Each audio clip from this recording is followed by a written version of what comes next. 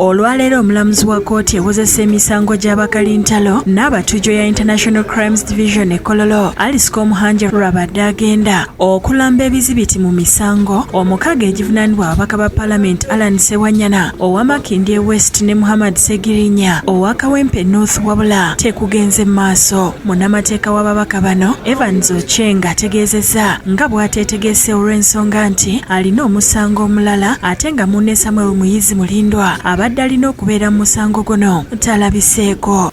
My Lord, even me on my part, I have been co-opted in an hurried manner. I was before Justice Gidudu, but I've appeared before for the two honorable members before.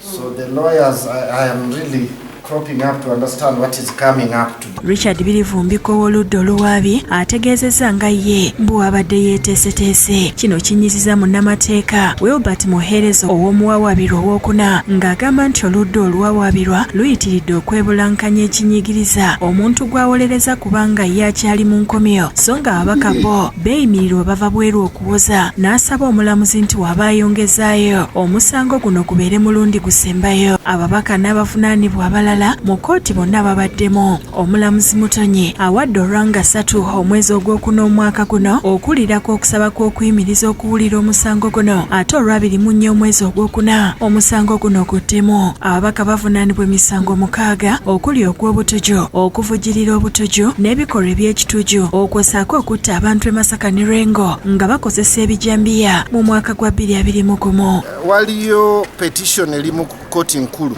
Constitutional Court.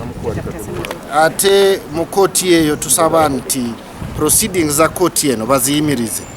So kati wano tutadde application tusaba omulamuzi nti asooke awulize application tugiyita stay. Asooke ayimirize proceedings za wano such that tusooke tusotinge biri ku kkooti nkulu. Download the app on App Store or Google Play Store now.